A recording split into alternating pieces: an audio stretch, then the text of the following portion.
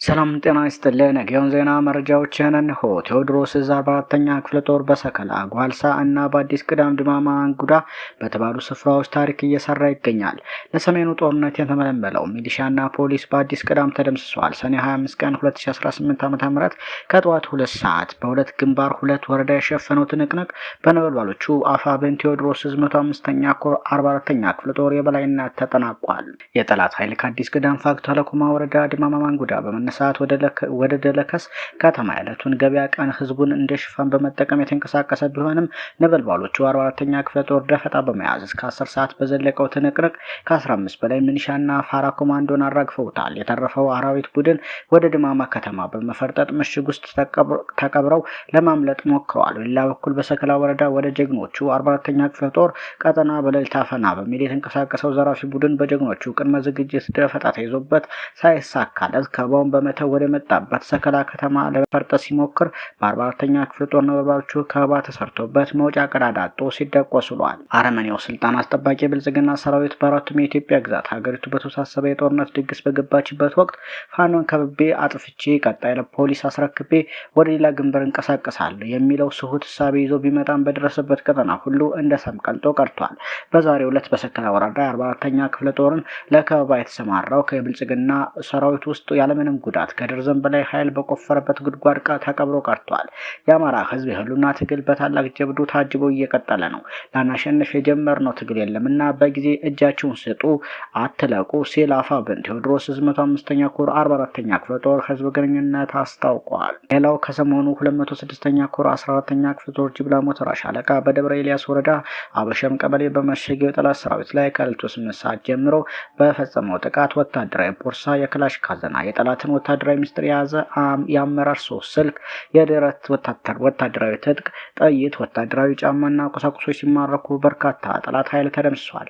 ከሞት የተረፉት ከባድ ቁስለኛ መሆናቸውም ተረጋግጧል። በተከታታይ እረፍት የለሽ ጥቃት በጠላት ላይ የከፈተው የበረኛው ጅብላ ሞተራ ሻለቃ የጦር አመራሮችን ጨምሮ በመደምሰስ ተከታታይ 5ኛ ግዳጅ በብቃት ተወጥተዋል። በተያያዘም የጀብደኛው ምኒልክ ዕዝ አሃዶች የሆኑት 106ኛ ኮርና 303ኛ አሳምነው ኮር በጋራ በመሆን የጠላት ሻለቃ መሪን ጨምሮ በርካታ የሰራዊት አባላትን በመደምሰስ ድል ተጎናጽፈዋል። ጀብደኛው ምኒልክ ዕዝ 106ኛ ኮር ነበልባሏ 34ኛ ክፍለ ጦርና 303ኛ አሳምነው ኮር 21 ተከዜ ክፍለ ጦር ጋር በጋራ በመሆን በአምስት አቅጣጫ የጠላትን ኃይል ሲያራግፉት ውለዋል። በዚያ ወደ ውጊያ የሻለቃ መሪውን ጨምሮ በርካቶች ተደምስሰዋል። ውጊያው ዛሬ ማለትም ሰኔ 25 2018 ዓ.ም ከረፋዱ 2 ሰዓት የጀመረ ሲሆን የጠላትን የሻለቃ መሪውን ጨምሮ በመደምሰስ ድልን ተጎናጽፈዋል። የ206ኛ ኮር አካል የሆነችው የምድር ድሮን እየተባለች የምትጠራው 34ኛ ክፍለ ጦር ከ303ኛ ኮር ነበልባሉ 21ኛ ተከዜ ክፍለ ጦር ጋር በጥምረት የጠላትን ብልጽግና አቅመቢስ ሰራዊት ከባድ ምታቸውን በማሳረፍ በጠላት ኃይል ላይ ከባድ ቁሳዊ፣ ሰብአዊና ስነልቦናዊ ስብራት አድርሰዋል። በዚህ አውደ ውጊያ ሁለቱ ክፍለ ጦሮች በመናበብ አስደናቂ ቅንጅት፣ አስደማሚ መከላከልና የመልሰው ማጥቃት ውጊያን ማድረግ ችለዋል።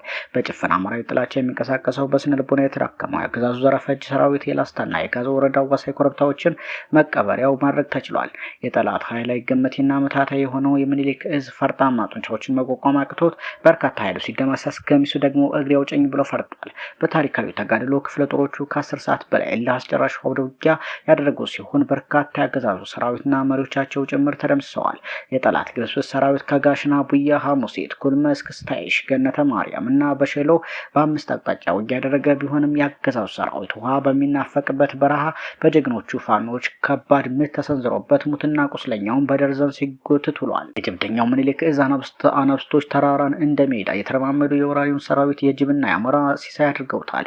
በዚያ ወደ ውጊያ ከተገኙት በጠላት ላይ የደረሰ ጉዳትም አንድ ሻለቃ መሪው ተደምስሷል፣ 53 እግረኛ ሰራዊት ተደምስሷል፣ 39 ቁስለኛ ተደርጓል። በመጨረሻም የአማራ ፋኖን ምት መቋቋም ያቃተው የጠላት ኃይል ወደ ኋላ ሲሮጥ የተለመደውን አማራዊ ጥላቻና ግፍ በንጹሃን አማራዎች ላይ አሳርፏል ሲል የ106ኛ ኮር ሚዲያና ኮሙኒኬሽን መምሪያ አስታውቋል።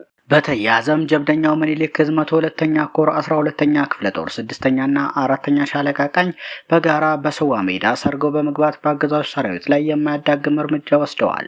የ102ኛ ኮር 12ኛ ክፍለ ጦር ዛሬ ሰኔ 25 2018 ዓ.ም በሰሜን ወሎ ዞን ጉባ ላፍቶ ወረዳ ከወልዲያ ከተማ በቅርብ ርቀት ልዩ ስሙ ሰዋ ሜዳ በተባለ አካባቢ በአገዛዙ ሰራዊት ላይ ከወትሮ በተለየ ሁኔታ የደፈጣ ጥቃት ፈጽመዋል። ጥቃቱን የፈጸሙት የ12ኛ ክፍለ ጦር አናብስቶች ሲሆኑ በዚህ ማጥቃትም 10 የአገዛዙ ሰራዊት እስከ ወዲያኛው ሲሸኙ 17 የሚሆኑት ደግሞ በከፍተኛ ጉዳት ወልዲያ ሆስፒታል መግባታቸው ታውቋል።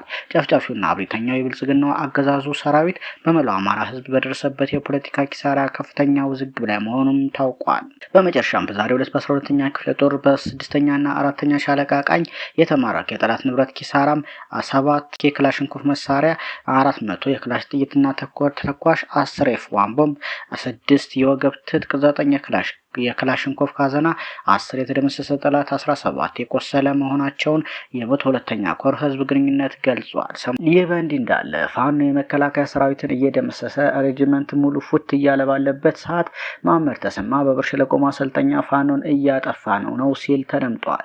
ጀነራሉ አክሎም የጥፋት እጃቸውን እየቆራረጠን ነው ያሉ ሲሆን በዕለቱም የሀገር መከላከያ ሰራዊት የምስራቅ ዕዝ በብር ሸለቆ ያሰለጠናቸውን ወታደሮች አስመርቋል። በምረቃ ስነ ስርዓቱ ላይ የተገኙት የምስራቅ ዕዝ አዛዡ ጀነራል ማመር ተሰማ የጥፋት እጃቸውን እየቆራረጠን ነው ሲሉ ተደምጠዋል።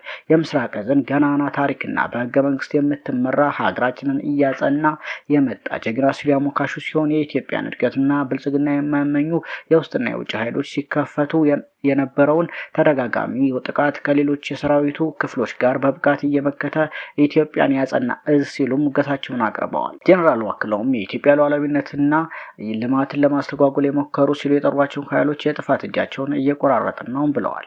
ሌላው ጀነራል አለምሸት ደግፌ እንዳሉት በሀገር ውስጥ ጦርነት ከፍተኛ የሀገር በጀት እየወደመ ነው ሲሉም ተደምጠዋል። ጀነራሉ በህወሓት የተጠነሰሰውን አዲሱን የሀገር ውስጥና የውጭ ኃይሎች የጦርነት ዝግጅት ይፋ አድርገዋል።